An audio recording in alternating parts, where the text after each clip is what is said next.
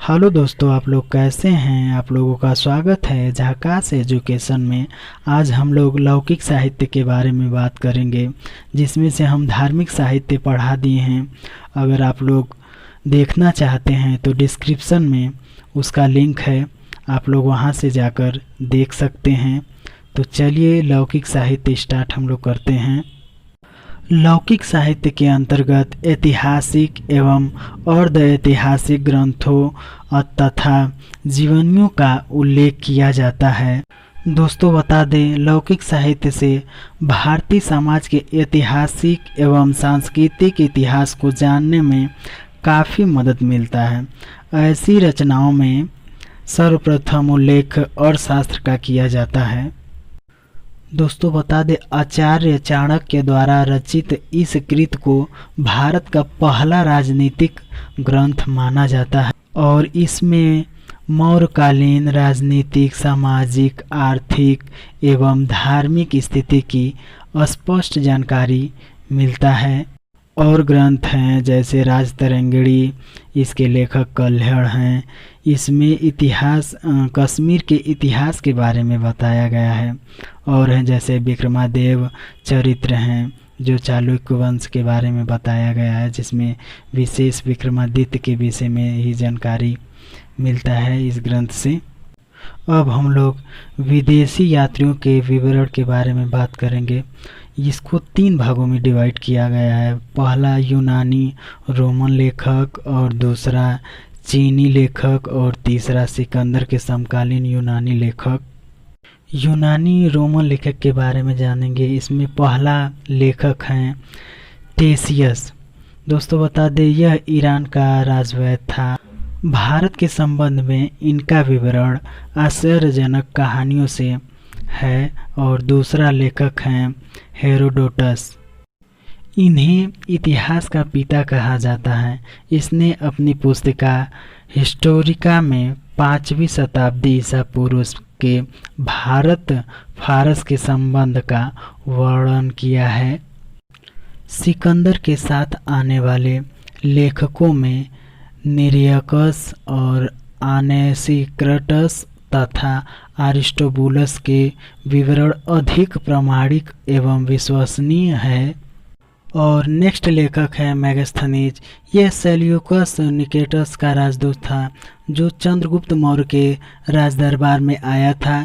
इसने अपनी पुस्तक इंडिका में मौर्य युगीन समाज एवं संस्कृति के विषय में लिखा है। और अगला है डायमेकस। यह असेरियन नरेश अंतियोकस के राजदूत थे, जो बिंदुसार के राजदरबार में आए थे। और इनका भी विवरण मौर्य युग से संबंधित है। अगला है डायोनीसियस। यह मिस्र नरेश टालमी फिलेडेल्फस का राजदूत थे, जो अशोक के राजदरबार में आए थे। और अगला है टालमी। इसने 2री शताब्दी में भारत का भूगोल नामक पुस्तक लिखा था। और अगला है प्लानी।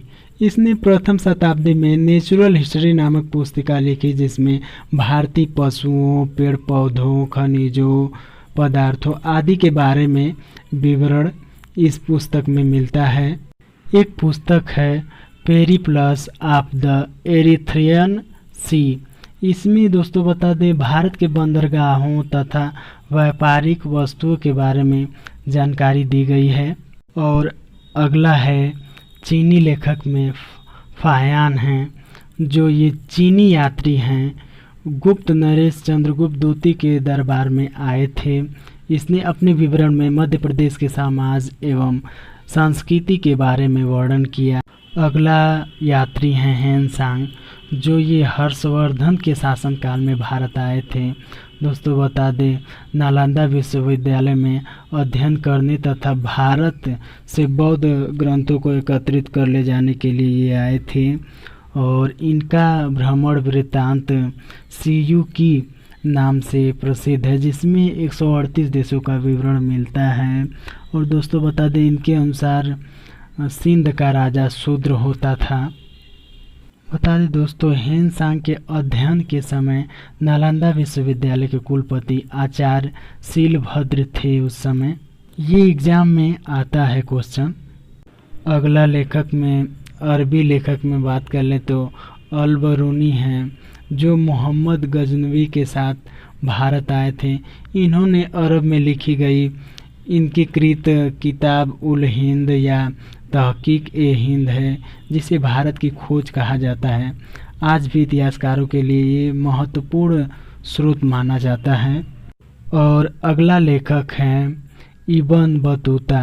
दोस्तों बता दें 1333 ईस्वी में भारत दिल्ली में पहुंचने पर इनकी विद्वता से प्रभावित होकर सुल्तान मोहम्मद बिन तुगलक ने इन्हें दिल्ली का गाजी या न्यायाधीश नियुक्त कर दिया। दोस्तों इसके बाद में हम अगला वीडियो लेकर आएंगे पुरातात्विक संबंधी साक्ष्य। हम छोटा वीडियो बनाते हैं ताकि आप लोग अच्छा जानकारी लें। ठीक है दोस्तों, थैंक्स वीडियो देखने के लिए।